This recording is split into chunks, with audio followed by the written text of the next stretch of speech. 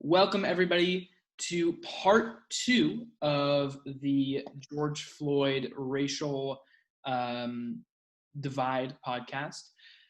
In our last part, we talked about the direct response to the George Floyd case and the presence of discrimination, generational economic disparity, and police brutality.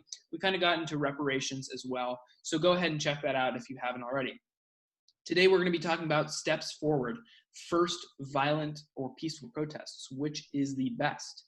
And then second, legislation for structural change on police staffing and procedure. So I'll open it up. We'll start with violent or peaceful protests. Which do you prefer? Which is happening right now? What should we do? Go ahead. Well, I mean, I think the clear choice is obviously peaceful protest. Anyone that suggests otherwise is, well, downright anti-American, I would say. What?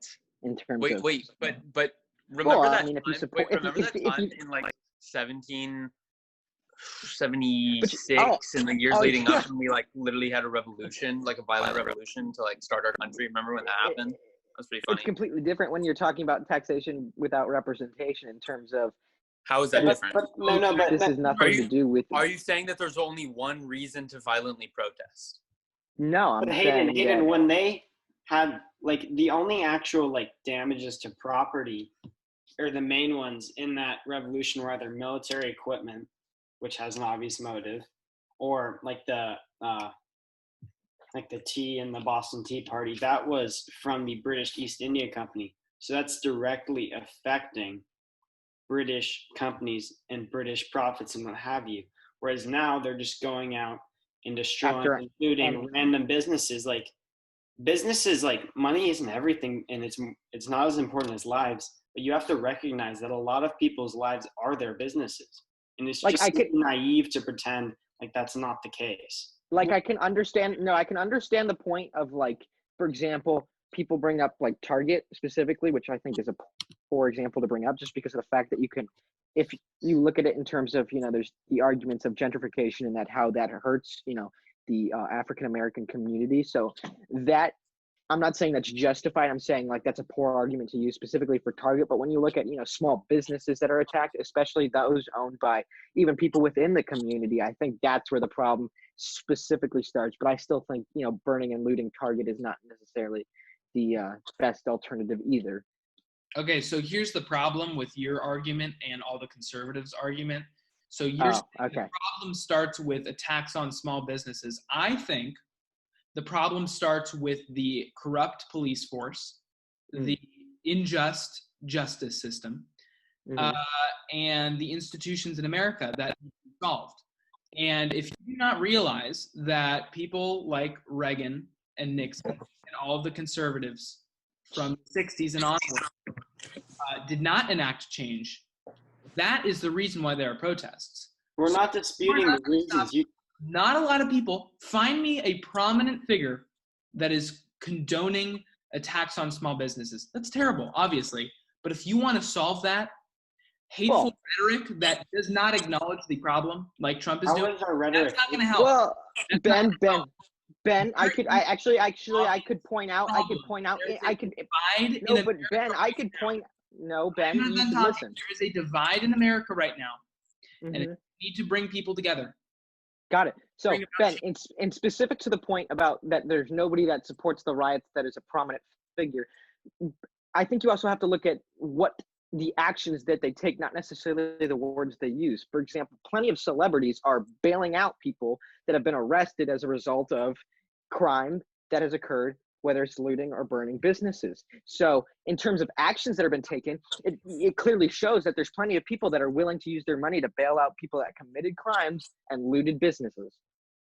I disagree. I've seen a lot of arrests made on protesters that weren't committing crimes. Tons of arrests. So that's not like to label all of the arrests made on losers, understandable, but it's not really all of them. And that's kind of misleading. Okay, but there's a difference between protesting and rioting, and that's what we're discussing here. Of course. Here's my argument. So you guys love to talk about, oh my God, it's terrible. It's terrible. It is terrible. Don't loot small businesses, right? But don't loot any business. It's illegal. And like you look at corporations. So is the murder of unarmed black men.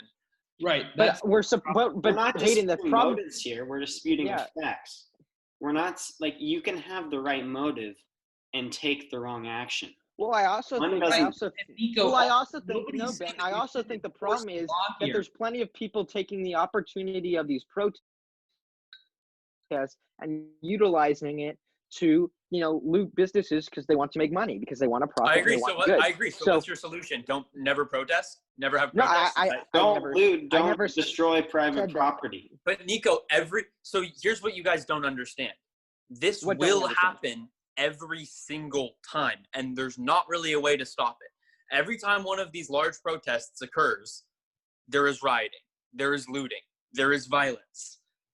And you guys act like, the solution is wave a magic wand and stop looting and rioting. Oh, and then we're fine. Well, no, because that's not how it works, and that's not how it has ever worked, and it's not how it will work, because it's the way human nature is. The topic we're discussing is whether peaceful or non-peaceful or violent protests are better, right? But my argument is it's irrelevant whether or not they're better, because one will happen over and over and over again. But that doesn't change the fact that people who are looting and people who are committing arson and destroying private property should be arrested. I mean, you can dispute Nobody's saying they shouldn't be arrested. Nobody's saying that the law shouldn't be enforced. But I don't understand. Hayden, are you just saying it's inevitable? Like, yes, I'm saying it is inevitable. So what's your course of action then? Are you just going to let it happen? Like the LA riots had $1.4 billion in property damage. Massive. When you stop having extrajudicial cop killings, then you will actually stop having extrajudicial arson, theft, looting of private property. That doesn't justify it. Who's saying it's justifying it? Nico, you're acting in theory. I'm acting in functionality. It's simply this. If there's a broken system that is not solved, people are going to be very mad about that system. So the solution is not to bring in the National Guard and be more divisive. The solution is to make structural change to the justice system and how police. The solution is both. You can't just let you can't wave a magic wand and pass legislation in a day. It's not a magic wand, but it has to be done. Where has it been done? But Ben, what you don't understand, Ben, is you previously just said, nobody's arguing for nobody to be arrested at the result of, looting and arson. But then you're just saying the correct motive is not to send in the National Guard. Like, by not sending in the National Guard, you're not allowing laws to be enforced and therefore allowing people to loot and arson. Because there's no law being enforced. But the National Guard enforcement is not built if it weren't for the hateful rhetoric of conservatives. They would not have needed to come in. The hateful rhetoric? What's the hateful rhetoric?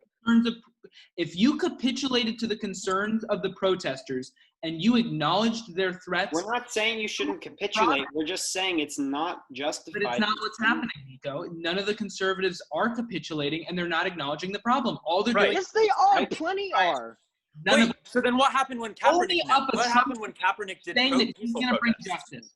Pull me up a Trump tweet saying he's going to bring justice and reform. He can't. Hold me up the Trump tweet in which he supported Kaepernick's right to peaceful protest, because Kaepernick peacefully protested, and you conservatives said that was terrible and that was against immoral. I didn't just. Hayden, there's a difference. You're not. Hayden, there's a difference. Also, he was doing it. He was also doing it on his job. Like he works. So the First Amendment. First Amendment doesn't work when you're at your job. Okay, cool. No.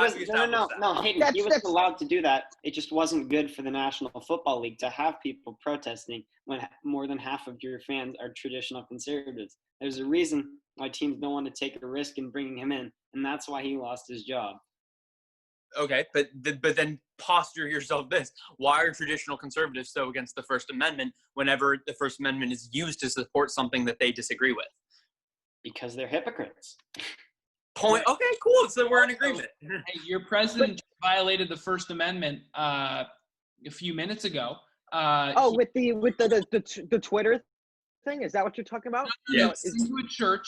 I don't know if it was on Twitter, but he went to a church and broke up protests only to take a picture in front of a church with a Bible, violating the First Amendment And the founding fathers would have been disgraced if they saw a president violating citizens' right to protest only to take a stupid picture. And Ben, you act like not every single president would be like in violation of everything the founding fathers stood for. You act Ben, like, Ben, I'm going to turn on you here right here because I don't necessarily care what the founding fathers like said. So, like the founding fathers have a lot of like they wrote a ton of shit, right? But they also like were very immoral beings. And the founding fathers, for a reason, made the Constitution living and made it with the ease. I mean, not technically easy, but with the ability for the Constitution to be amended. well, and Because they Ben, and also, and and in the response to that, Ben, whenever there is a governmental infringement on the Constitution, the law of the land, that is horrible. So Ben, where's your I disagree. Ben, where's I your don't think it's immoral. Ben, when did you stick up for the Second Amendment, Ben? I haven't talked about gun change. Yeah, we haven't talked We've about talked about not on this. I'm talking about plenty of times we talked in person.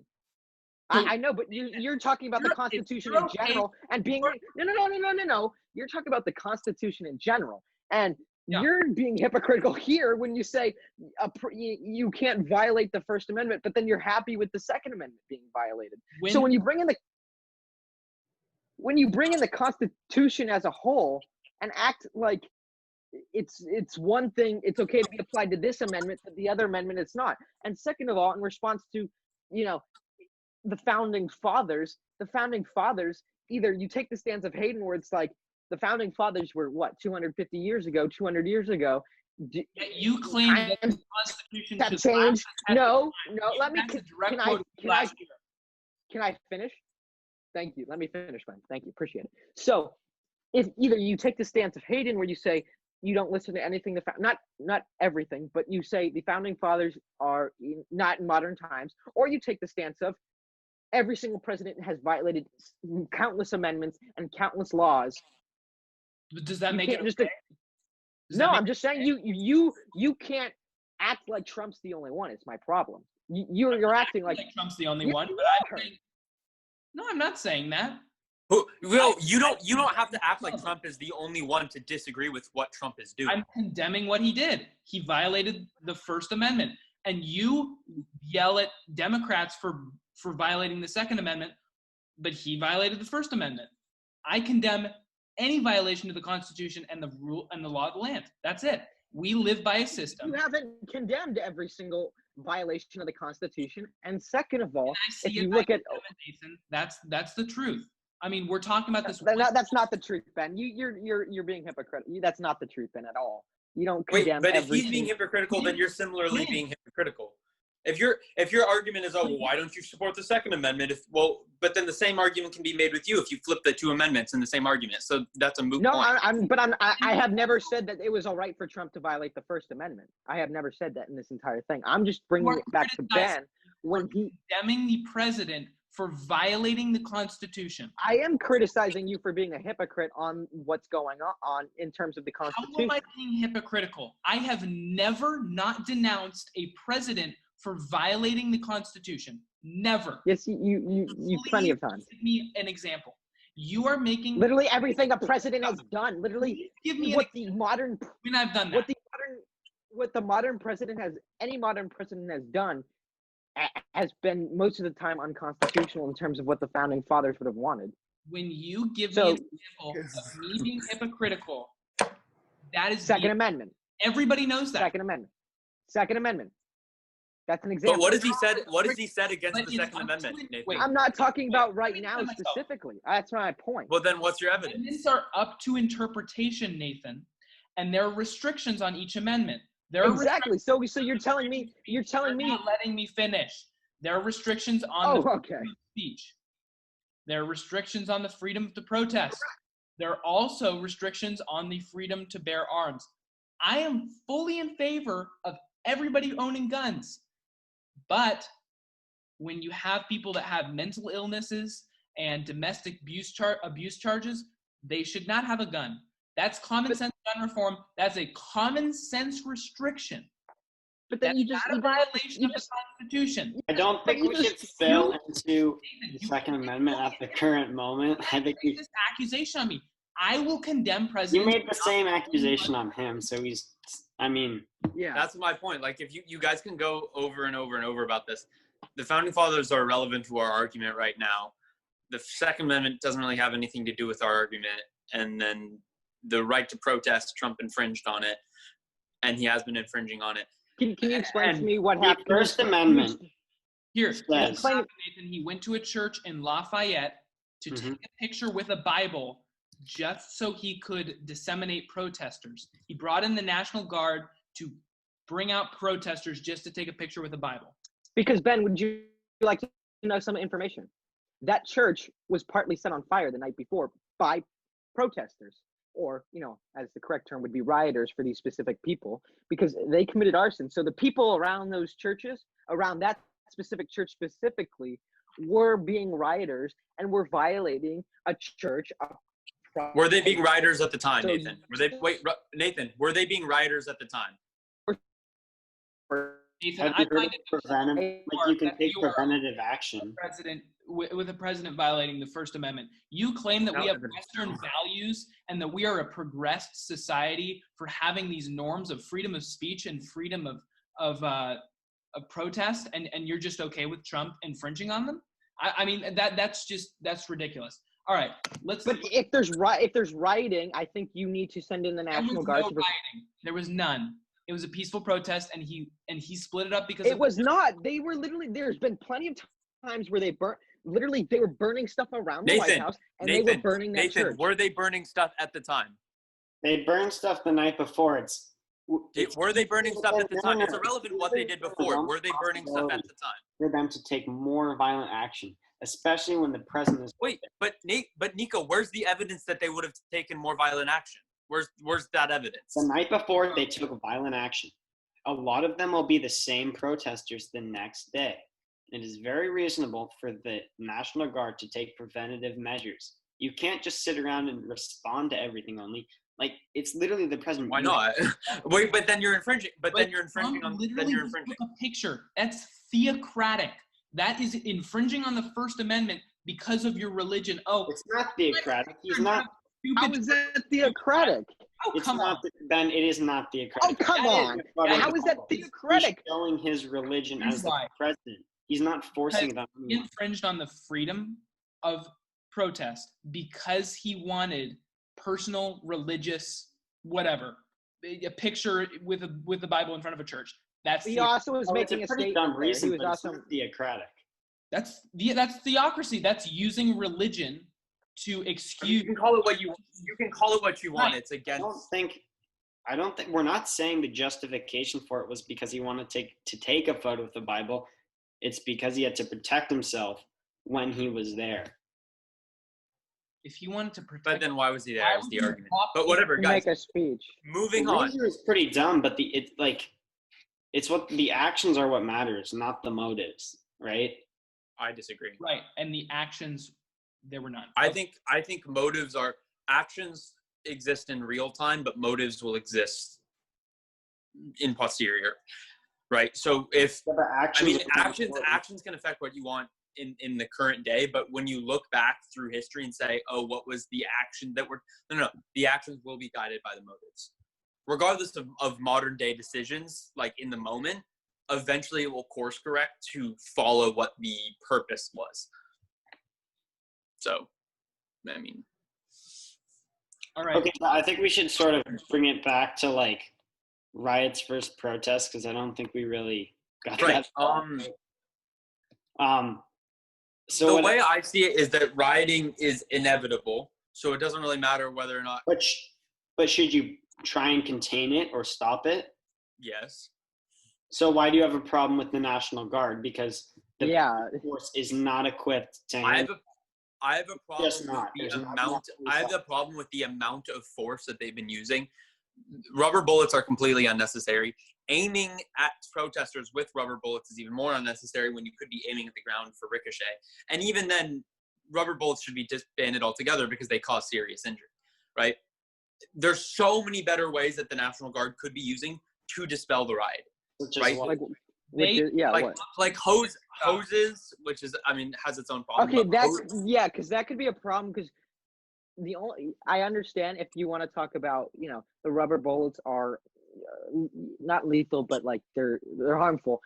I think the problem with the hoses is the connotation it goes with, and it would be very, very bad if you wanted. All right, then the don't use National Guard. hoses.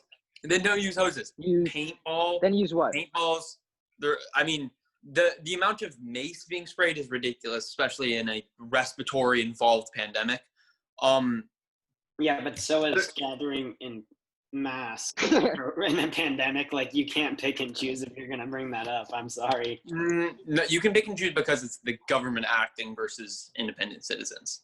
Right, and here's The the thing. government's job to uphold their Do not know laws. how to adequately respond to protests. They do not know what they're doing. A lot of cops have come out and proclaimed heartfelt messages and said, "I'm with you. I'm trying to facilitate your protest." And the Black Lives Matter movement people were actually teaming up with the cops, and it was really peaceful, and it was a good, constructive That is protest. a good thing. But when you have police officers that only care about power and they do not care about safety, and they're just going after civilians, innocent civilians, in many cases, innocent civilians on the streets, running them over, shooting them with paintball. Don't give me that look, Nathan. You can see me. I'm gonna give you that look because in the cases of the running them over, How many videos most do of you want me to send you? You want me to send you 10, 15? I've seen plenty of videos, Ben. You want me to send you plenty of videos of the protesters surrounding cars, police cars, and using hammers or whatever to. I have no problem with that.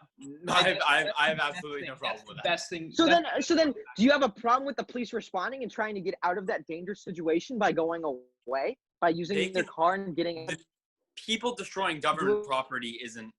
There's nothing really I have wrong with that, either morally or legally.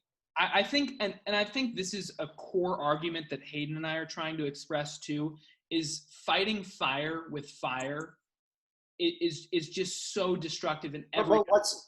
It's not ideal, but you can't just make legislation happen at the drop of the hat. You have to. I'm not talking about legislation. I'm talking about during the protests, police but officers. Other than you need to use force when they're using protest. force. I mean, it just has to happen, right? It's not ideal, but something needs to be done. And it's not the police saying, "Can you please leave?" No, that doesn't work, right? The police should be putting on their body cameras, putting on their name tag. That's perfectly reasonable to hold police accountable. In Los Angeles right everyone now. accountable. Should not be interfering with the internet connection. Also, yeah, there's been a ton of instances of police brutality. What are they hiding? Signal jammers, bringing out ICE is ridiculous. What are they hiding? They're trying to hinder the protests because, as Hayden said, it's inevitable for them to get out of line and become riots. So don't allow protests to begin with? I thought you were a libertarian, Nico. National security, can't you suspend constitutional rights? I think that if that's your argument, then we have no shared basis of values and the discussion's over. But when there's riots all across the country, there is looting. Like, for example, Los Angeles. There has been looting in Los Angeles already. They're taking actions to prevent further looting.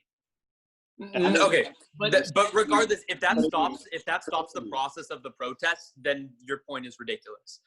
Protesting is the central tenet of what this country was built on. If you're saying that protesting should be suspended at any time for the sake of public safety, when the only reason you're saying that protest should be suspended is the protection of private property, regardless of what the protest was actually about, then you care more about private property than you care about the actual protest, the cause of the protest, which is Black and brown lives being murdered at the hands of law enforcement. The first Hayden, I also think, Hayden, you also have to acknowledge that it's not just Black and brown people getting killed by police officers. Police brutality, whatever. I mean, at a significantly higher percentage rate. If you want to talk percentage is right. So you want to try and hold people accountable for. If you want to talk percentages, Hayden, for example, I just want to bring up as a white man, I think in the past week or two was recently killed by a black police officer. So I think police brutality in general is an issue that you need to look at. And the statistic, I believe for either 2018 or 2019 was that it was 55% of whites were killed by police officers, 27% of blacks were killed by police officers, and then there was another percentage occupied by Latinos.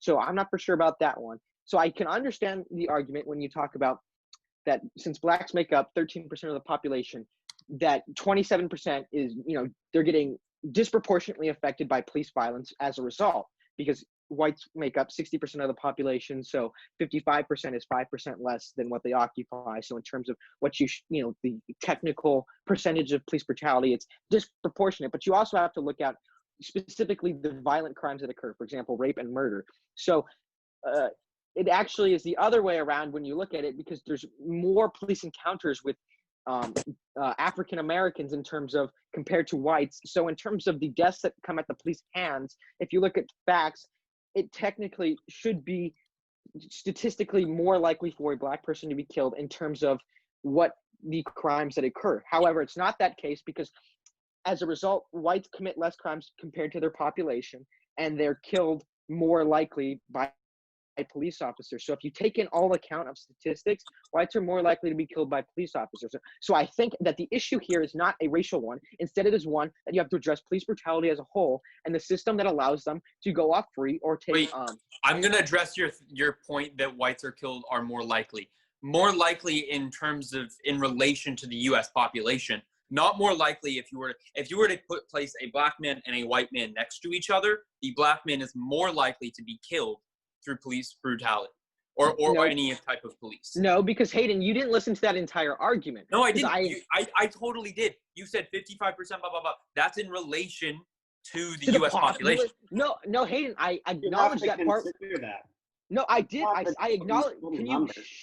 I acknowledge the part that where it's like whites make up 60% of the total population, so 55% is less, meaning that they don't, in terms of statistics, get killed more by police officers. But when you factor in violent crime and actual police encounters between black and white people, you have to acknowledge that technically white people are killed at a higher rate by police officers as a result of the crime that occurs, because they have less encounters with the police officers.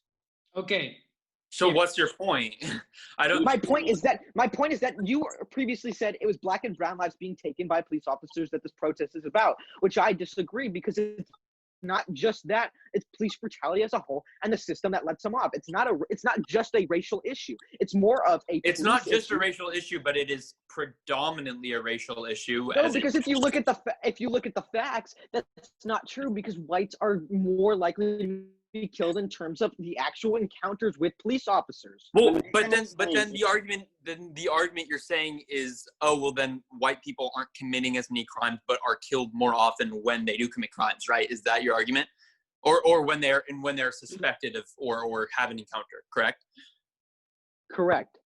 Okay, so then isn't it a huge problem that black people are being encountered by the police for committing the same? Because I believe the statistic is a black person is 5 times more likely to be pulled over than a white person for the same sort of like speeding, traffic, for just traffic violations, right?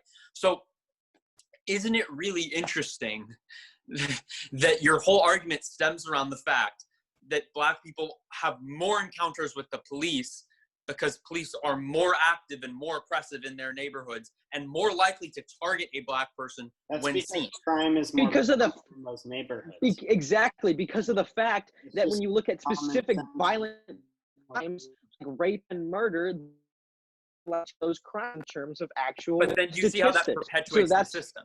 Because when you have things like mass incarceration, then you run into the family structure problems that you were talking in yesterday's video.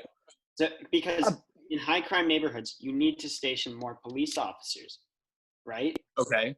So that's why they get arrested more often, because there's more police officers to do so. But don't you see how that perpetuates the system? I mean, yes, they're going to get arrested more often, but they're still committing crimes. It's not necessarily. But black men are also getting much more arrested likely to often. serve a longer prison sentence than a white person for the exact same I'm crime. not disputing a longer prison sentence. That's unjustified. That's not right.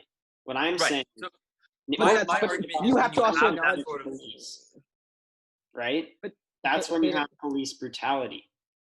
And what Nathan is saying is, it is oppression by the system. It is oppression enforced by the there's system. police brutality that hurts everyone, right? But Hayden, I also think you have to acknowledge in terms of the system in which white people get shorter prison sentences compared to black people for the same crimes. You also have to acknowledge the socioeconomic status of which you're comparing white people to black people. Because in terms of actual poverty, if you were to compare a white person in the same amount of poverty as a black person, the amount of prison time is almost it's similar. Rather than if you don't take that into account, you're allowing the socioeconomic status of people with money to actually influence that decision. So I think the justice How is that? system. Wait, what? He's Wait, saying, what? That makes absolutely no sense. no, It does because it acknowledges that the system is not necessarily exactly. It's acknowledging that the system is not necessarily it's not necessarily racially oppressive. It's economic. It benefits those with more money. But So the economic system is racially oppressive. So it ends up as the same point. I can acknowledge that black people are more likely to be in poverty, which is a problem. I think we talked about that last night on how we would like to solve that. So that's another issue. So I understand your point that white people are more likely to have more money as a result of the economic oppression that you talked about last night. But I think that also comes into the issue of what we talked about last night, in which we want to solve that problem of black people being in poverty. So I think that's going back to what we talked about last night. All right, cool.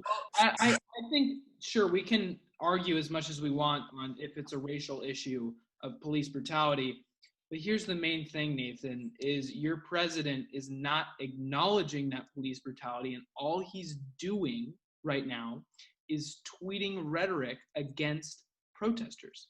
That's what's happening. And if you want peaceful protests, but if you want, Nico, then you have to acknowledge the issue like you two are acknowledging right now, but it's not happening. It's not your fault, but I'm saying all the conservatives out there are not acknowledging the issue. That's a generalization because the president acknowledged the murder of George Floyd, and now all they're doing is delegitimizing the movement. That's I don't think that is why it continues. Ben, I'm not. That's clearly just unbelievable. You're literally being doesn't matter. No, because you see all of when the you're looting businesses and when you're destroying private property. We can discuss of whether or not if you're punishing a bunch of people in the riots, whether you want to reduce sentences. That's something that's consistently happened throughout history, and that I think that's reasonable. But at the end of the day, you can't just sit back and say, this is inevitable, we're going to let it happen. That's literally, it's just complete insanity that you'd allow that to happen. But if you go into the situation with compassion, it's not going to be as bad. You have to understand why these people are mad. I'm not trying to justify what Trump's done. He's basically an idiot in a lot of cases. Right. Yeah, I think we can all agree on that. They'll have to take action to stop protests effectively. And you can't just say, well, they're a little bit too brutal. Well, so are the protesters, right? And obviously we don't hold them to the same standard because they're citizens. And here's a common theme among police force responding to this. You see all the videos of police coming out on the microphone and making a public address saying that they want to facilitate the protests, they understand them. Then the cops are not going to get beat up. It's all going to be peaceful. That's good. That should be encouraged. It should be encouraged, but it's not. What's happening is policemen are standing there doing nothing. They're standing there and responding to attacks, and that's why it's getting violent, is because they're not coming out and saying, they're not coming from Are you putting all of the violence on the police officers? Police incite a large majority of the violence. These protests would not be happening if it weren't for the police being violent in the first place. That's true, but is that the fault of the police officer who isn't violent? It is the fault. But who cares about the good cops in this situation if the vast majority of these situations are being escalated throughout the country?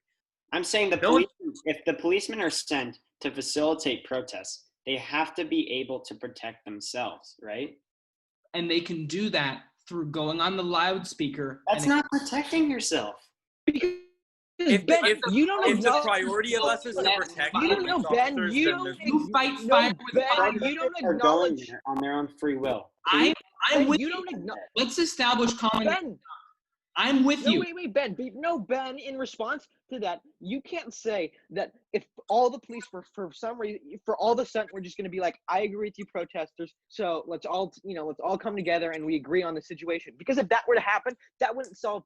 It wouldn't solve what's going on in terms of violence, because there's plenty of people, like we've acknowledged, that are just agitators and just there to escalate the situation. That is not the fault of the cops. There's plenty of videos out there of people that are part of the riots that are going out there and trying to incite violence. So saying it's on the responsibility of the cops is just completely false. Wait, but let's just remind ourselves of what the cops are wearing: riot gear, weapons in their hand, mace in their hand, pepper spray, fully In decked out. response, But understandably, but the protesters aren't wearing any of that. But the So protesters are wouldn't going you around say that as well. wouldn't you say, hold on, would not you say that the police are much more well equipped to deal with violence than the protesters?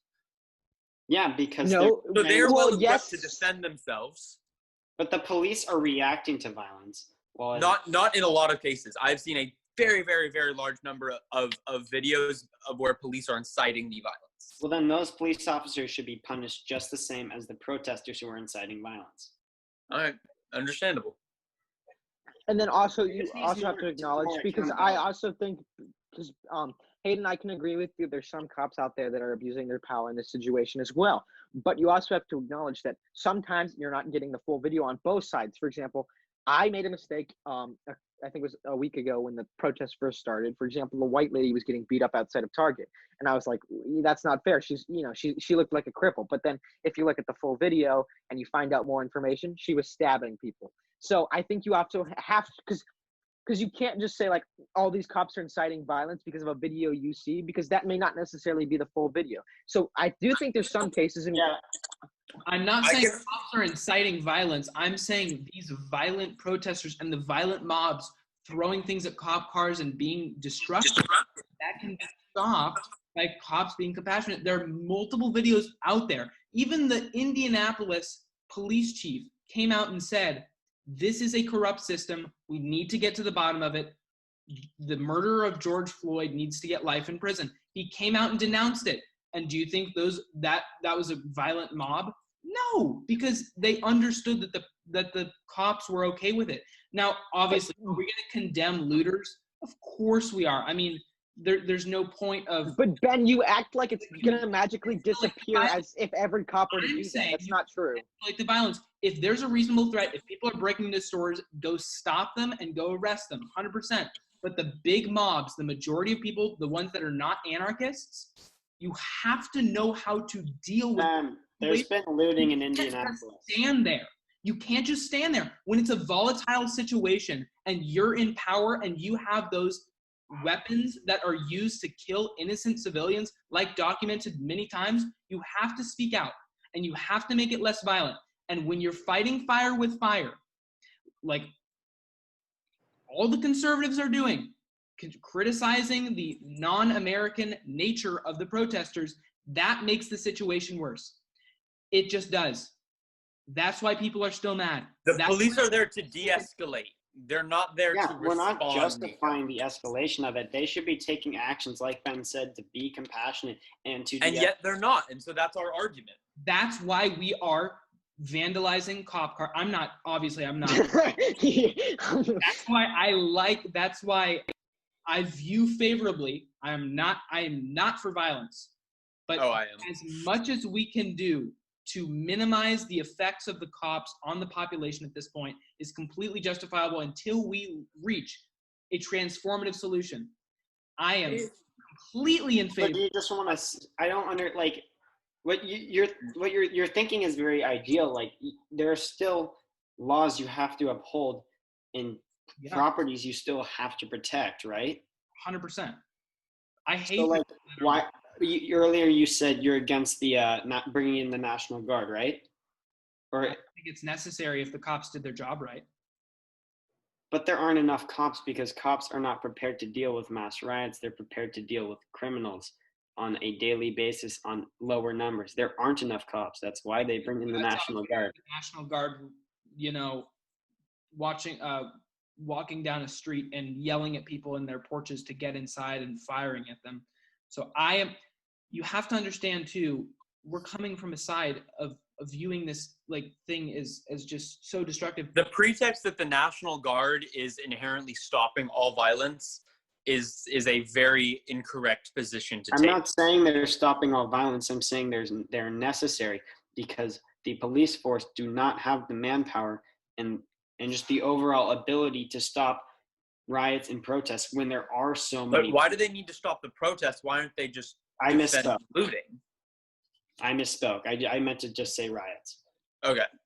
The police force are not prepared to do that. You can't hire that many police officers and have enough equipment for all those police officers on an annual basis for over long periods of time. You just a government can't afford that. I have a question, Nico. Did you support the burning down of the Minneapolis police station? Burning down the Minneapolis police station? No, because that's arson. Against government property, which we pay for. Arson. You can't just drive look, their motives are 100% proper. Their actions are 100% incorrect. Why? That's what I'm saying. What? But is it immoral to burn down the police station? It's illegal. Is it immoral? That's not my question. I mean, you when you burn something down, you're putting lives at risk. So I'd argue, yes, you're also who do you think's going to pay for that police station to be rebuilt? Right? Taxpayers. Exactly. You're not doing which anyone. further harms It's the a community. message. Nico, not everything has to be economically functional to represent a political stance. Not everything has to be. The whole point of the burning down is to send a message, send a political message. This is what we're about. That's not the right way of sending the message. The First Amendment guarantees. Well, what is the right way? Peaceably protest. That is not peaceably protesting. Okay. MLK peacefully protested. He got shot. I don't really understand your point. White supremacist. Exactly, which is the whole system is predicated on white MLK supremacy. created much good change, did he not? Understandable, but he was still shot. He was still he was responded to with force. I know it's at least 3 people have died in these protests. Okay. And in the LA riots, 63 people died, and those were violent. 63. Okay. I don't argue that violent protests are better I don't think you necessarily going to a protest, you accept a certain responsibility that violence may be committed and that you are risking your life. And but it is the job of the National Guard and the police to de-escalate whenever possible. But Hayden, it also in terms of the people that are just trying to protect their stores, some of those people are getting badly injured or killed, not necessarily right now, but so are you saying they didn't sign up to go to a protest and acknowledging that they possibly could get killed because of violence that occurs? They're going there to protect their livelihood. So you're saying they signed a death of the whole situation. Wait. Hayden and I are not in favor of people looting small businesses. And but what you guys don't understand is that corporations they're defending franchise owners. Franchise owners are not people in corporate America all the time. They can be people who are basically owning a small business. They're just owning it under the name of Domino's or whatever. But okay, that's how that works. No, I understand that that's how that works. But Target is insured. Target will be rebuilt, and that franchise owner will still own the property. Insurance doesn't always pay for riot damages. It is in Target's case, and it is paying for it in this case for corporations most. But that still doesn't justify. I'm just saying. Nico, you're dangerously close to effectuating legality and morality, and that's a very authoritarian stance to take. It's the government's job to uphold their laws, not a collective morality. Nico, stop envisioning everything from a functional standpoint. I need you to take a moral, ethical stance here. I don't care that it's the government's job. It's immoral to commit arson. It's immoral to violently riot. Why? For a change? Harm to but it's for a moral cause. And But I believe that the cause you're, outweighs the means. It's still a crime. You're leading, but you're also leading. I don't care that it's a crime. That's what you're not understanding. Well, I do.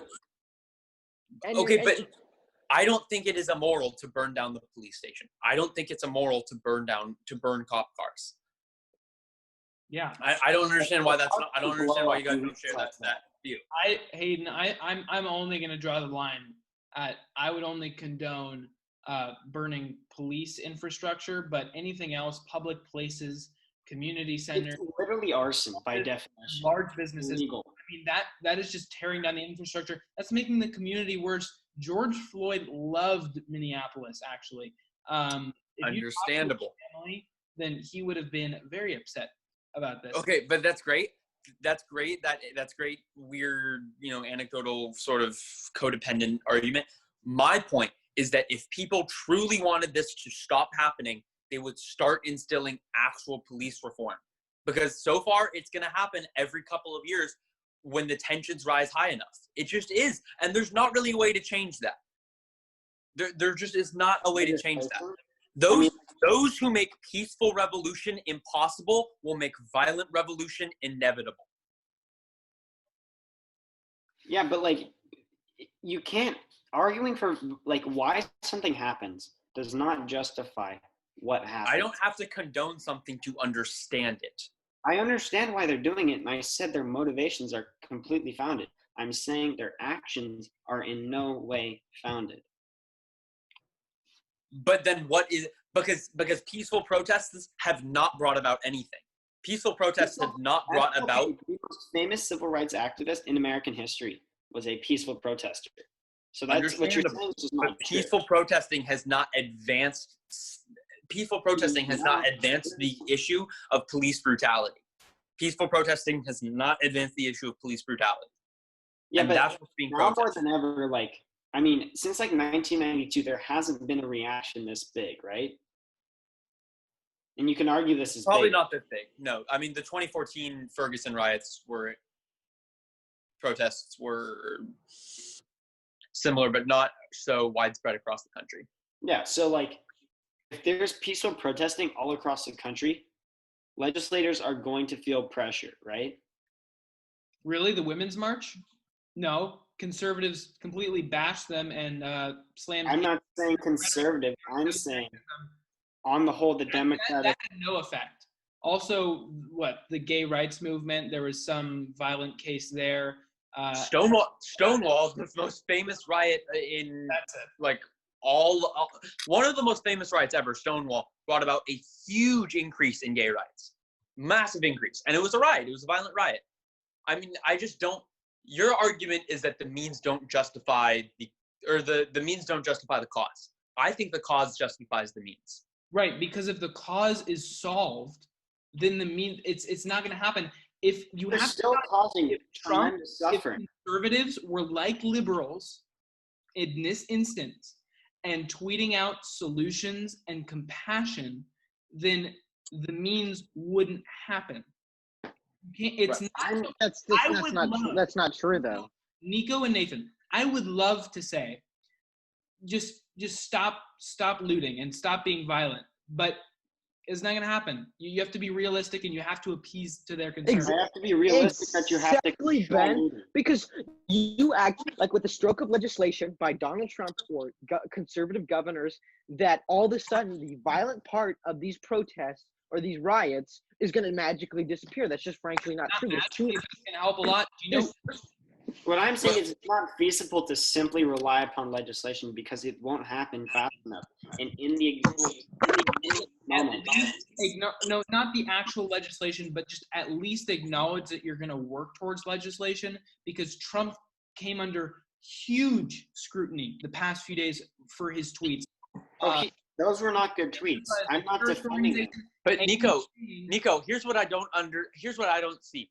Do you not agree with the fact that the violent protests will cause an impression on politicians that will give them more of a reason but to on the whole more legislative to I'm not present saying more. violent protests aren't more effective. Actually, no. Violent protests are not good. And there's an argument to be made that violent protests just piss people off.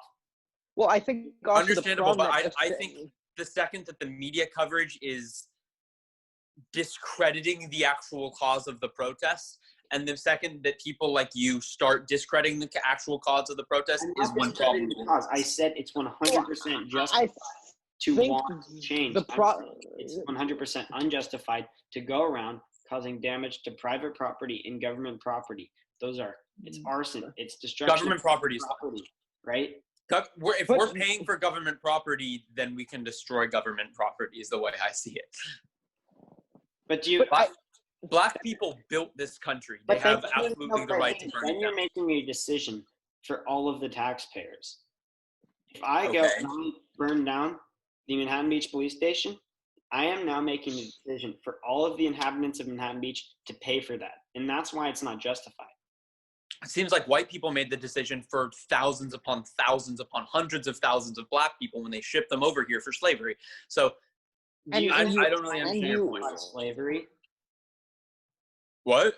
I'm not trying to. I've never slavery. But that you act like it's is, you act like it's the same people is the problem. It's the same people who are actually perpetuating the system. Yes. No, but Hayden, it's not fair to all the people who we live in a democratic system, and if you're now using undemocratic means to cost people who are being completely law-abiding citizens to now pay. Wait, but in what democratic system is it also? In what democratic system is it also perfectly reasonable to make sure that protests are dispelled if they turn violent and are completely are to be disbanded the second that any violence occurs through force by the government? Because that's authoritarian. It's a threat to national security. That's why they're still authoritarian. I don't care if it's a threat to national security. It's authoritarian if you want to forcefully. It's the government's job to uphold life, liberty, and the pursuit of happiness. If you go to John Locke, it's property. It's essentially the same thing, right? Pursuit of happiness and property. So the government has to protect that. Remember how it went life, liberty, property, and how life was and liberty came before property, right? So life and liberty. They're all in the same property. Sentence. They come before. Yeah, Hayden, no. Hayden, no. The guarantee is to your life first, your liberty second, and your property third. And if you're trying to argue with me that your property is more important than your life and your liberty, then I don't understand your point. I'm not. But I think that's also a problem because then it's almost as stupid as the argument of, well, it's the Second Amendment. See how it's second? So it's like it's more important that way. No, I disagree. I think the First Amendment exists to voice your rights, and I think the Second Amendment exists to defend your. What you're doing is purely reason and speculation. It's not really that critical because the government still has to uphold all three of those things, right? Yes, but they have more of an obligation to uphold your life and your liberty before they have the obligation to uphold your property. Yeah, but it's not. But the Constitution doesn't, or the Bill of Rights does not consider non-peaceful riots as a liberty. It's a liberty to peacefully protest. Okay, but a large majority of the protesters are peacefully protesting. So you're going to dispel the people who are peacefully protesting, and in many cases actively discouraging and preventing rioters and looters from rioting and looting. So you're dispelling the peaceful protest without actually making any effectual way to target looters and rioters. Because you can't. There is no way to do that. You can't pick out certain people from a crowd on the drop of the hat. There's not a way to do that. Okay, Nico, let me ask you, so the private property is obviously going to be on the sides of the street. If the Army and the National Guard were to line up on the sides of the street, allow the protesters to go, allow the protesters to express their opinion, and only sought to defend private property and allow the protest to continue undeterred, what's the problem? Do you think we have that many people? Yes. We don't. Yes. No, we do. Because you couldn't call them the national. No, but here's the thing. You don't understand. You're saying, oh, well, why don't you have the National Guard and the police on hat to a hat to a hat? No, if you have the weapons, you have the capability to take on a very large majority of people. If you have enough people, like, they can just overwhelm them, especially if you line them up in a thin line. Okay, but then you're insinuating that the entirety of the protesters would seek to actually riot on the National Guard, which isn't exactly what's happening. It's a small minority of the protesters. Yes, but if they're all in most cases, don't even represent the ideals of the protest. You're going to hurt a lot of people if all the looters are trying to get into like a few businesses, like Targets you've seen a bunch of Targets or whatever, and you have your National Guard and stuff thinly stretched out. Unless you want them to just whip out a machine gun and just start killing everyone who runs at them, it's not going to work. No. And obviously, we don't want them to whip out a machine gun and start shooting. It's what Trump wants them to do, but that's beside the point. I'm not saying Trump's right. I've never said Trump was 100% right. Oh yeah, I'm not addressing that to you. I'm addressing that to Trump supporters. He's probably the most divisive and terrible person to have in the office right now. Agreed. Yeah, he's not good at his job, that's for sure. It is very scary. I don't think anybody is agreeing with what he's. I mean, like, Obama's a war criminal, but like at least he was a good speaker and could bring people together. Is the way to. I mean, Trump's also similarly a war criminal, so it's kind of a moot point. I mean, but we're not debating whether or not, like, it's pretty one-sided that Trump is not the best person in the White House, and he's not even a very good person to have in the White House right now. But what we're discussing is responses to the protests and the riots. For me, more specifically, the riots, and I think for almost everyone. Yeah, this is a very sad moment. 1 hour ago, nobody probably saw it. He made an address to the nation, which everybody on the left was trying to stop. That is going to be terrible. 1 hour ago, my fellow Americans, my first and highest duty as president is to defend our great country and the American people. I swore an oath to uphold the laws of our nation, and that is exactly what I will do. But that's not good leadership. When you start conflating legality and morality, you run into some very serious authoritarian issues. But isn't morality subjective? Morality is absolutely subjective, and if it wasn't subjective, then legality would be morality. That's kind of the whole point of my thesis. Laws, when you pass laws, that's what you need to uphold as a government. You can't just tell them to ignore things because it's inevitable. People will be pissed off about moral reason. Like, I don't understand. Okay. Honestly, Nico, I would be okay with him tweeting that and saying that I need to uphold your rights and prevent a violent mob from taking. But I'm not trying to defend all of Trump's actions. I'm just trying to say you need to take action to stop violent protests. I don't really care about what Trump is saying because odds are it's bad. I agree. I think the violent protests should be. If I had the choice, I would say stop the violent protests 100% and just make it all peaceful. But we don't have that choice, and it's going to happen. You have a choice. It just requires certain sacrifices. But the way I think I think where we disagree is that you would think that we can stop the violent protest by being forceful. I'm saying, oh my God! They brought in the National Guard, right? What? The LA riots brought in the National Guard, and obviously, like I said, 63 people died, as I said earlier. But like that had to happen, or else the riots may very well have continued to go on, hurting more people. And as the riots continue, they grow. That's a characteristic of riots. But Nico, I don't really understand. So here's what you have to, Nico. The riots will occur, and that is the evidence, regardless of whether or not you bring the National Guard in. Yeah, but you have to. You can make them cause less damage to people who are 100% innocent. But the most effective way to stop the riots is to stop them in the future, and that would be to pass laws in which should pass laws. Right. In California, it's a combination of both. You can become a cop in California with 6 months of training. Hayden, Like, it's that's absolutely unrealistic ridiculous. to put all your eggs in the basket of legislation stopping them like that, right? It's Who's just putting all of our eggs in the basket? I'm just saying you're the saying don't bring emphasis in the should be National Guard. And bring in the National Guard. They should be using far less actual, like, bodily harmful deterrents than they are using right now. And for a point, there should be an acknowledgement on the side of the federal government, on the side of our nation's leaders. I mean, forget Trump. Biden is kind of similarly being vague about what he's talking about, regardless. So my point is that the federal government needs to step up. Politicians need to step up and represent that they are going to represent the protesters. that should happen too. Me and Nathan are just arguing that both are necessary. That's what our argument has been. But you basically have to choose. No, right? you don't. You can use the You can do both.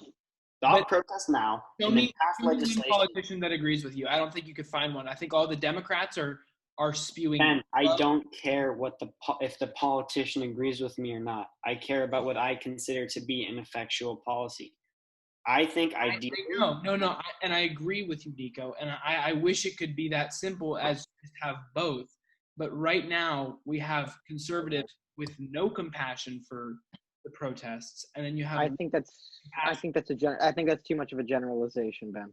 Okay, It's not too much of a there are generalization. people on the right who are far too in favor of just using tons of force. And there are people on the left, at least in my opinion, who are in favor of not using enough force, like you two. I'm saying you need to get in the middle. Wait, but Nico, are you endorsing the use of rubber bullets? I'm not. I mean, it depends, like, on the scenario. Because I think it's a case by case basis on the city. You should use the least harmful means of hindering Tear the riot. gas?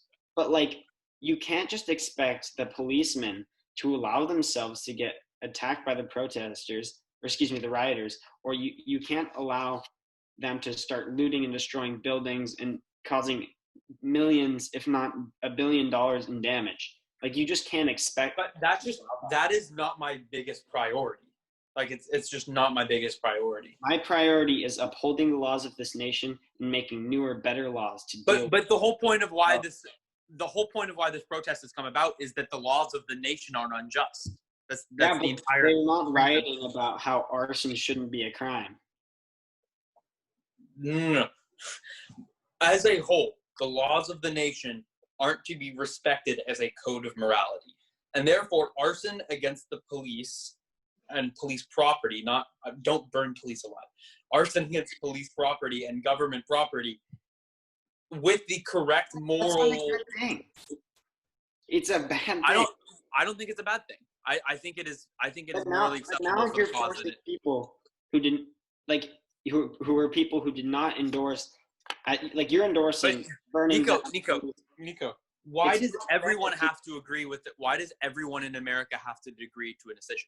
The whole point of the protest is to move. But it's not a democratic process to make the decision. That is individual actions that are not necessarily representative of. But the whole point of the protest is to move the agenda forward. Hayden, then you're generalizing the protest as well. But then you're just taking now you're basically associating all the protest. What do you mean?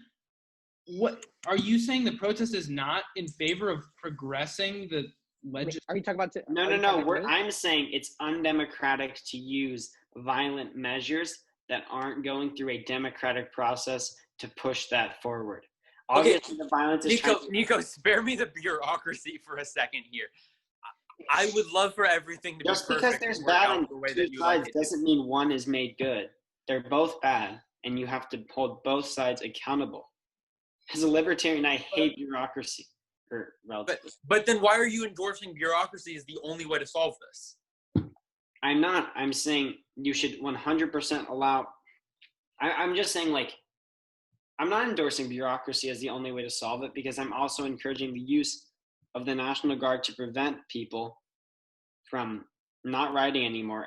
But isn't your whole argument that we should be using your whole argument is that we should use the bureaucratic system in order to vote in legislation which changes it, the bureaucratic system, and use our own change and right not now. use the violent protesting? we can't deal with the bureaucratic issues right away if we want to stop the millions, which will become billions of dollars in damages if we don't act now. If you don't want billions of dollars in damages, then put into.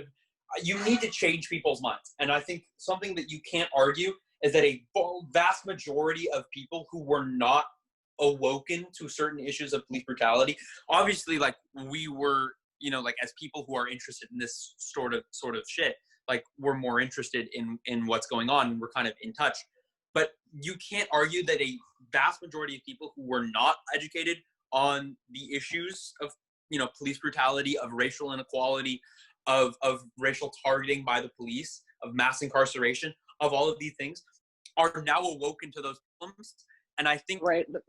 But if violent protest is used as a means in order to inspire more people to care more about politics, it is a moral thing.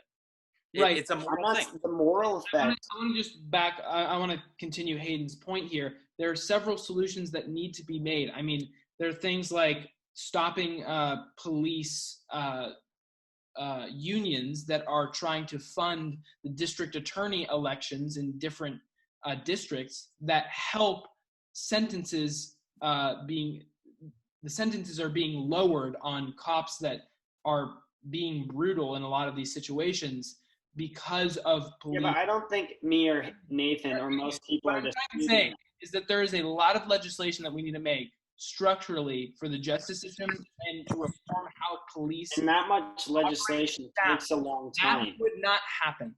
That would not happen. We would not be having the justice and reform conversation we would be having if this was not a humongous thing spread beyond our national borders to enact change. It wouldn't happen. These changes need to happen. I think that's what Democrats are realizing is we need to have reform and justice, and it wouldn't happen without the violence. That doesn't make the violence right. You still can't allow people to break the law. There's a but Nico, you're equivocating. Nico, you're equivocating the levels of violence of wrong, right? You're saying, well, one side is wrong and the other side is wrong, and we need to restore justice. My argument is that the active systems of oppression, which have been instituted and systematically taught in the police force, is what is the problem and is more of a wrong than violent protest, which actively seek to stop that in response. Then killing people, but that's like, you can't just pick and choose that way. Like, they're both. You need to hold everyone accountable, and you can't hold violent protest. Hold everyone accountable with due cause. But to say that no one should ever break the law for what they believe in is kind of an authoritarian tenet. No. That's not authoritarian. That's a basic tenet of government, that you uphold the laws that your state has passed. And if you understandable, but if I think that people who care enough about change should be willing to break the law in order to inspire that change. And I don't think that that's an immoral thing. I think it's I think it's a legal thing, but it's not an immoral thing, and that's where we differ. Hayden, it's not libertarian. What you're saying, it's not libertarian. What you're saying is anarchist. That's right. I think the problem though is, Hayden, with that is that because like we've said, if morality is subjective, then we're basically either you don't. Then you're basing it on consensus. You're basing it on consensus of morality, which needs to be changed when there is injustice. If the consensus of morality is unjust and it reflects yourself in unjust laws, then you need to use your platform to create more justice. I don't think we have a consensus, though, on what action should be taken to change the system is the problem. And I think a lot of people before this week didn't really care or have a moral opinion on police brutality that was educated to the point of where they now understand the systemic racism and the systemic problems of infringement. You have not disputed that that's a bad, or that's a good thing. We've said it, or at least I have said it's a good thing, and I'm pretty sure Nathan would agree that it's good that our people in the democratic body of the United States are more educated. I think that's a very good thing. I'm just saying it's not good that there were violent riots to make that happen. I don't think it's an immoral thing. I think it's an illegal thing. I don't think it's an immoral thing. So do you just want to ignore the laws based on your subjective? Who's ignoring the laws? It's still illegal. Okay, here we go. So do you want to punish them or not? If there was a referendum saying every single white person should be killed, and the referendum was held in the country, 60% voted in favor of the referendum. Are violent protests necessary to Violent acts of self-defense would be necessary, but that's like a crazy hypothetical that literally it just so like where do you draw the line in injustice? That's an injustice, and police brutality is an injustice. Where do you draw the line? Ben, I think the police brutality no, is Ben, still I think the illegal in this problem. country. It was before this. What we're talking about is reform to prevent it from happening in the future. I forget the name of the guy who killed George Floyd, but he got arrested and he was sentenced for murder. What your hypothetical is not the same. You can't compare those things. It's just not right. It's incorrect to do that. But silence and people that are not speaking up, that is the problem. That's what's going to continue the discrimination. So when you have an unjust system, that is when you need to violently protest so the system is right going forward. Why not just grow? There will be no violent protest in the future if there is legislative reform. Now, I know you agree that we should have legislative reform. I think the problem, Ben, but happen with the conservatives. It's not. Because there is a broken police Ben, system. I think the problem is, Ben, I think the Tell me what the problem is, you talk about changing minds. I think you talk about changing minds through violent protest to change the systemic racism in the corrupt system, yes. right? But then you also go back and say, well, it's because of the conservatives that change isn't happening. And I think the problem is you're taking people away from a situation on. You're shutting out. They lock up the police officer, and I think as a result of that, we started to have a conversation about brutality and the system in general, and by protesting away people that almost were about to agree on a situation, and we're going to start changing their minds, and you completely turn them away through violent protests because now they look at these protests and they say this is a problem, and now you're changing. No. Nathan, whose mind is changed about the cause of the protests? Because if someone wanted to effectually bring about change and reform in the justice system, right? And they realize that the lack of change in the justice system is what is causing these riots and protests. Why would their mind be changed to not support that, knowing that because the cause of the protest is the lack of justice, the lack of reform? Why would they not support reform in order to prevent more riots, in order to prevent? There's a logical gap in your conclusion. Nathan, but there are plenty of people who you can consider racist who are now going to be like, look at all the damage they're causing, and they're going to try and create a movement. Are they logical? But racists will always be racist and will always vote in the same way. No, but Hayden, that can grow it. If a bunch of people's businesses were burnt down, they're going to be pretty open to hearing ideas that are against the people who caused their business to burn down or to cause the damages, right? So it's not necessarily that they're right or that the people who are being racist are logical, but you have to recognize that that's a very realistic possibility. The large majority of people whose minds have been changed are people whose minds have been educated on Black Lives Matter movement, not the people who have rejected it due to violent protests. And that's just the reality. To get moderates, and that's what's happening. Is moderates. Here, let me to finish off. I'm going to read you guys this quote that has a lot to do with all of Nico's points. Martin Luther King Jr. said, "First, I must confess that over the last few years, I have been gravely disappointed with the white moderate. I have almost reached the regrettable conclusion that the Negro's great stumbling block in the stride towards freedom is not the White Citizens Council or the Ku Klux Klaner, but the white moderate, who is more devoted to order than to justice, who prefers a negative peace, which is the absence of tension, to a positive peace, which is the presence of justice, who constantly says, I agree with you in the goal you seek, but I can't agree with your methods of direct action, who paternalistically feels he can set the timetable for another man's freedom, who lives by the myth of time and who constantly advises the Negro to wait until a more convenient season. I think that addresses your exact change point. needs to happen now, but Hayden, was that Martin Luther King or Malcolm X? That was Martin Luther King. Okay, I thought that was Okay, Hayden, what I'm saying is change needs to happen as fast as possible. I'm not disputing that, but violence is just not the answer. But your argument is that the means are not justifying the cause. Right here is literally basically the father of the civil rights movement explaining why the means should always justify the cause if you want actual progress to be made.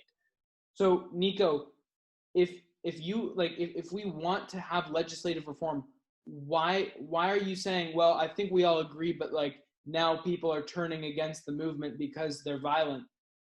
But then why weren't people on the Black Lives Matter movement side for the other protests? This is not new. This is not new at all. This has been happening for years. Because I think the problem issue is that a lot of previous cases got debatable because of certain things that were released, like with Michael Ferguson,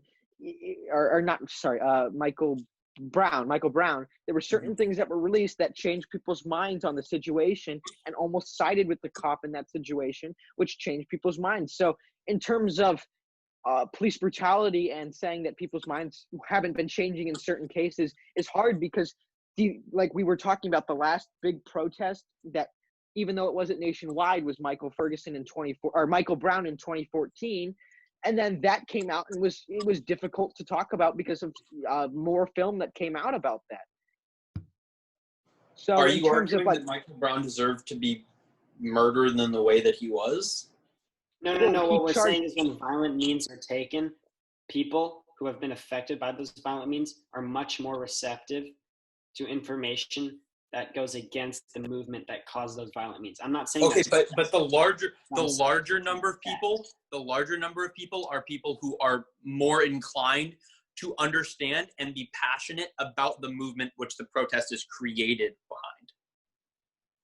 behind. I'm just saying, like, when I spoke up about that, you had said it was illogical, and I was saying their reasoning is illogical, but what, like, the effect and the causes of it are understandable, not necessarily good. I'm not saying they're good, or that because they're understandable, they're good. I was just speaking on, like, the fact that I was really just disputing the fact that you said it was illogical. That's really all I was saying. I'm not defending that in any way. All right, well, I'm going to finish the quote here. Shallow understanding from people of goodwill is more frustrating than absolute misunderstanding from people of ill will.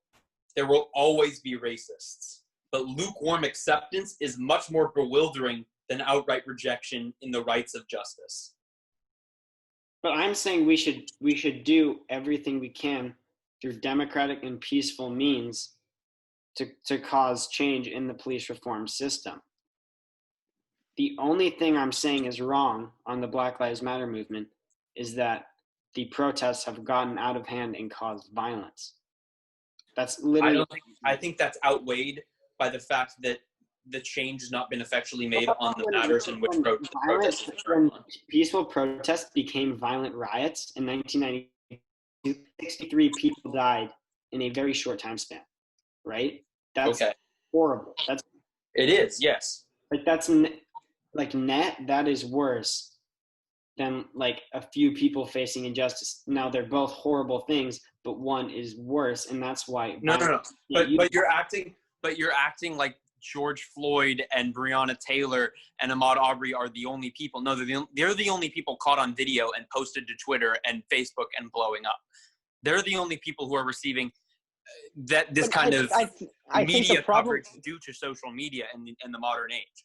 But systemic racism and oppression and the murder of unarmed or innocent Black people, that is the actual issue, and that is happening at a much higher rate than you believe. And the system which allows that to happen is allowing much smaller injustices to happen on tenfold, hundredfold, thousandfold, millionfold scale throughout the course of human history, or at least American history. Hayden, I want to leave you with this. First of all, I would like to say that one does not outweigh the other in terms of you can't either say the 62 lives that were lost in the LA riots was okay if it created effectual change, and you can't say that it's better to keep these 62 people alive and allow the injustices to continue. I don't think you can allow one or the other, and I think the problem is that by allowing violent riots, you're trying to allow one or the other in means of creating effectual change. And another thing that needs to be brought up is that in the course of the last 10 years, police brutality incidents have been decreasing. So in terms of the actual injustices that are occurring, it's decreasing. While whether on a legislative field and legislative front, it's changing, maybe not necessarily, but in terms of the actual statistical amount, it is. So I think that's also something we have to acknowledge in terms of when we're talking about police brutality. Yeah, and like since 1992, it's been primarily peaceful protests. Well, yeah, it's been primarily peaceful protests, and we have not seen the necessary actions. But you're like, I'm with you, Nico. I feel like you're exaggerating. I'm against looting. I'm against unnecessary. You're not against using the necessary means to punish it and to contain it and to stop it. If it gets out of hand and correct, lawful, compassionate measures are used in the first place, that's why this situation was completely fucked from the first place by conservatives and Trump only from the get-go denouncing riots but you're placing all the blame on conservatives and Trump when, like, that's not fair. There's a lot of blame to the people who are going to the protests who want to make them riots. Aren't conservative traditionalists TV or something? Aren't conservative traditionalists the people to put blame when it comes to the lack of measures taken to reform the police? I mean, I'm just saying there's blame to be had everywhere, and that you're being unfair with your distribution of the blame. I just think the cops are too untrustworthy. Law enforcement cannot be trusted when you have so many cases of. But you can't trust the protests to just not become violent riots that, as we've seen, have caused more damage, right?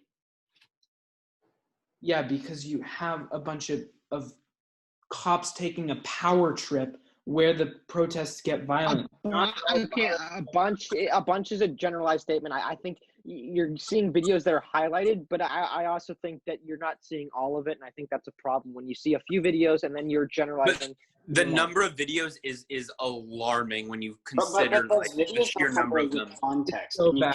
Exactly. That's also what I was talking about earlier in terms of context. You don't know exactly what you're seeing because you're cutting out certain parts of the video. Now, granted, in some cases, like one video I saw where these people were standing just out front of their homes, they got shot by a rubber bullets, which is a problem. But also, we didn't see what was going on. I don't know if those people were outside. No, they were shooting at them because of the curfew. Exactly. But of course, curfew laws don't come into effect if you're on your own porch. Exactly. So it was an illegal. That's what I'm saying. That's where I can agree with you on an abuse of power there. But in terms of the overall statements, all how we've been seeing as a result of these riots was just because it was other things too, and you may not necessarily see the full context. So I think we have to look at that in terms of the amount of times you see it, and it's not necessarily completely true that it's a good majority of all these.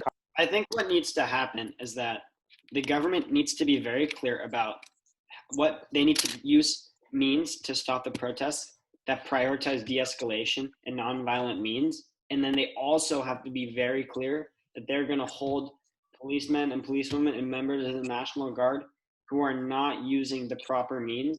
They need to be vocal about holding them accountable, as well as holding the rioters who are causing damages accountable. It needs to be on both sides. I agree with you. I mean, I think it's not ideal. Is a big part of it, and people it needs to be There needs to be some compassion. I think that's a big part of it. I mean, how I see it right now, you have protesters rightfully protesting, some getting out of hand, but then you want to go ahead and say, oh, we should trust the people that are acting like shitholes to stop it. After the people that are saying, oh, there are way more rioters who are looting. The law enforcement, let's use the shithole law enforcement. Yeah, they're not even necessary because of the rhetoric. Okay? Everybody erupted when Trump tweeted that Antifa is a terrorist organization and that he will be bringing in major force to stop protests. That is why they get out of hand. But it wasn't to stop the protest, it was to stop the riot. It will not get out of hand if politicians and the government is unified around a central message that we need to come together as a nation and stop police brutality. But that would happen. That's what happens with the two-party system and, differing viewpoints. I mean, well, so we can debate the two-party system in a separate, probably a long debate. I think what really we're coming together to agree on is that, number one, the looting and the rioting needs to become less of a factor and less of an option in the future, whether that be through discouraging of it when this stuff happens, or whether it be through limiting the number of protests. And so the argument is that none of the protesting matters if the large amount of the populace does not address the problem in which inspire the protests. So the large amount of the population needs to get behind the cause and vote in a way and take action, protesting or otherwise, in a fashion that petitions the government and makes sure that this problem is represented and changed as a problem of deep, deep, deep importance to a large number of American citizens. I don't really think that me and Nathan have disputed the fact that that needs to be recognized. I just feel like I feel like you're being overly pragmatic about what is happening, and you're favoring one side that has needed change for a long time. But it's just not fair to allow these protests to kick on, because even though a lot of businesses are insured, if a business is burned down, they need to rebuild that, and that's months of profits that are lost. And especially coming off of the pandemic and the shutdown, this is gonna kill businesses, and that's not an exaggeration. It will happen. I understand. It will. Guys, I think it's not fair. Businesses would not have been burned if Trump did not. That's not true. That's not true at all. That's not. No, it is true. It is true. No, because I don't think you understand how long legislation takes. I don't think every protester or every rioter would understand that legislation is something that takes a while. Granted, I think this should have happened, 4 or 8 years ago in terms of legislation that should have been proposed. So I think that even if we were to start legislation, it takes a long time in order to enact that. And if you want that to happen, it's going to have to happen. And I don't think every protester or every rioter understands that. And as a result, they'll think nothing's getting done, even though something's trying to be done, and they'll continue rioting. So I don't think all the blame. Trump didn't run on a law enforcement reform platform. So the whole argument to be made is kind of, and Trump's not going to make, I don't think he's going to make, do you think he's going to make any type of law enforcement platform push? He's not going to. So the argument is I don't think future. so, but I think no one in the protest is protesting for now, they're protesting for the future. But that's you have to agree on this. So we'll leave that. They're causing damages now, and they're causing great damages now. The protesters have an us. So what's your solution, Nico? Don't protest? Peacefully protest. Don't violently. But you're not going to be able to convince people to peacefully protest. And that's why you need to bring in the government to take action. Okay. No, we're not disagreeing. I think we've reached an end point, guys. I think we're kind of going in circles now. In circles in terms of what we want to talk about. I think we've kind of agreed that there needs to be a combination of both legislation and there also needs to be ways to stop the riots that are occurring. And I think we just differed on our solutions to that. I think we've reached an end point.